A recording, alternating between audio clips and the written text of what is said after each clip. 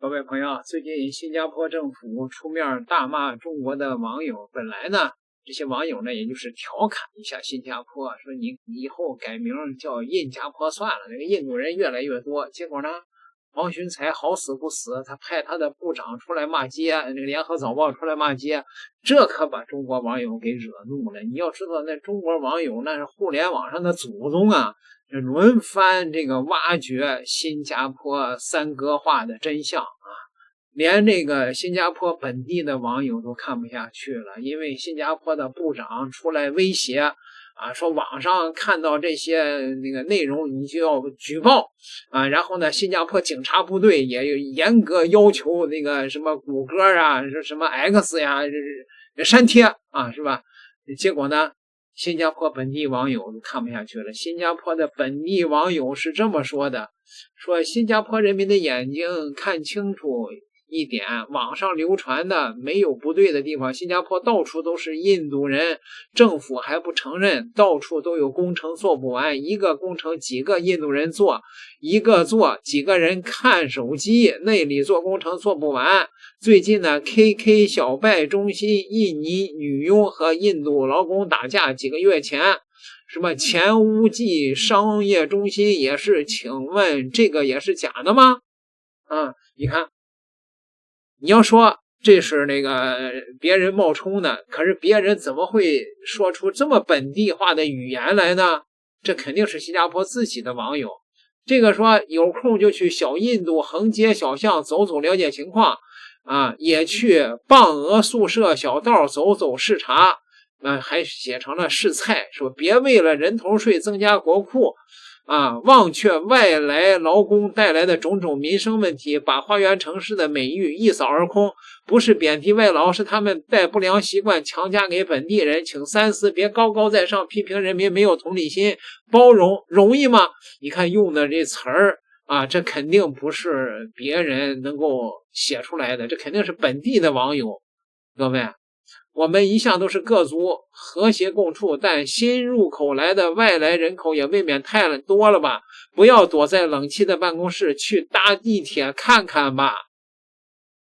每天清晨天还没亮，第一辆地铁车厢里都是人满满的印度人，多过华人。挖一个公路，3个人在工作，5、6个工人在玩手机，这个到底是谁的问题？现在新加坡人数已经超过了800多万人以上，还会继续增加。有一些准证都过期还逗留在新加坡的，你们有去查吗？不要每次出现问题就开始行动。一个国会需要这样多的部长和议员干什么的呀？啊，有些什么都没干就等着领高薪，我不想再讲太多，讲太多了又怕得罪。你看了吗？这肯定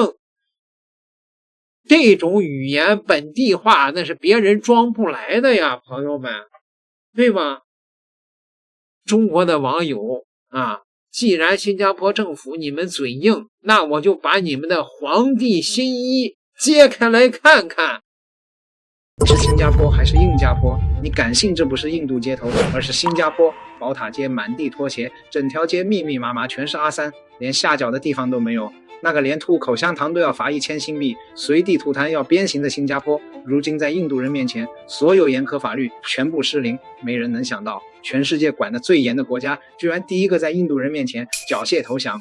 放在10年前，这种场景在新加坡根本不可能出现。按照新加坡的法律，随地乱扔垃圾罚300到1000新币，公共场所大声喧哗罚200新币，屡教不改的还要上鞭刑。曾经有个游客因为在墙上贴了一张小广告，被罚款2000新币，外加3鞭。全世界都见识过新加坡执法的狠劲，可现在这套规则唯独对印度人失效了。视频里宝塔街满地鞋子的场景，执法人员就在旁边站着，全程视而不见。今年年初，几十名印度人在滨海湾金沙的草坪上野餐，走的时候留下了20多袋垃圾，还有吃剩的咖喱和塑料瓶，同样没有一个人被罚款。这些以前想都不敢想的事，现在每天都在发生。很多人以为这只是最近执法松了，却不知道这种双重标准从移民政策的源头就已经写死了。新加坡的移民门槛早就变成了2套完全不同的标准。对中国人，他们防得像防贼一样， PR 永久居民的通过率不到10%，一个985毕业的中国工程师在新加坡按时交税、遵纪守法，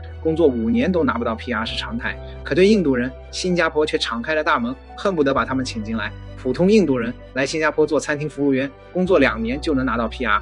工作准证当天就能审批下来，连背景调查都走个过场。新加坡甚至专门为印度人开设了快速移民通道，每年预留大量的 PR 名额给他们。官方数据显示，2025年新加坡新增的 PR 里，印度人占比达到了42%，第一次超过了华人，成为新加坡最大的移民来源国。更讽刺的是，新加坡现任总统也是印度裔，整个国家的政策导向早就已经彻底倾斜。而这种无底线的开门政策，直接引爆了新加坡本土最稀缺的资源争夺战。新加坡国土只有700多平方公里，比上海的浦东新区还小，住房、教育、医疗这些资源本来就紧张到极致。短短5年时间，超过30万印度人涌入，直接把所有资源的价格炒上了天，本地人反而成了被排挤的弱势群体。最夸张的是住房，新加坡的祖屋租金3年涨了150%，很多印度人来了之后，直接整栋的租下祖屋，然后打隔断，分成10几个小房间，再高价分租给其他印度人，当二房东赚得盆满钵满。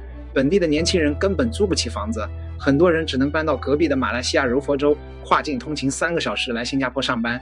教育资源同样被挤爆，2025年新加坡公立小学1年级的学位缺口达到了 1.2万个，其中80%的新增学位都被印度籍的孩子占用了。很多本地人的孩子只能被分配到离家10几公里外的学校上学。医疗就更不用说了，以前公立医院看病排队1周，现在要等3个月，预约个手术甚至要等半年以上。这些本来应该优先保障本地人的公共资源，现在大部分都分给了新来的印度移民。如果只是资源紧张还好，更可怕的是，新加坡正在以比加拿大快6倍的速度变成下一个小印度。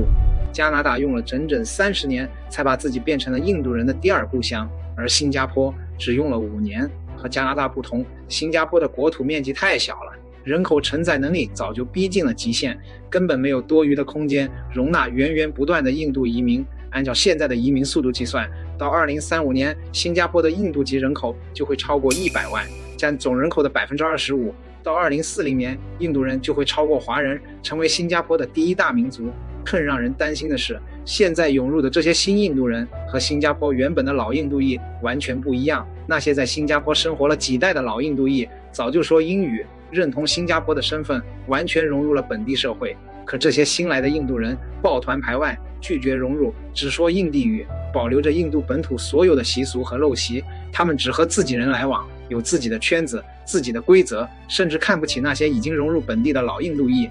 一旦他们成为了多数民族，新加坡传承了几十年的华人文化和社会制度必然会面临彻底被颠覆的风险。从铁腕执法到选择性实名，从吸引全球精英到无底线引进低端劳务，新加坡用短短5年时间，亲手毁掉了自己几十年建立起来的国家优势。曾经那个干净整洁、秩序井然的花园城市，现在到处都是乱扔的垃圾和扎堆的人群。曾经那个以公平公正闻名的移民国家，现在变成了双标最严重的地方。而这一切才刚刚开始。只要印度本土的人口压力和生存危机不解决，就会有源源不断的印度人涌入新加坡。这座城市的未来早就已经写好了答案。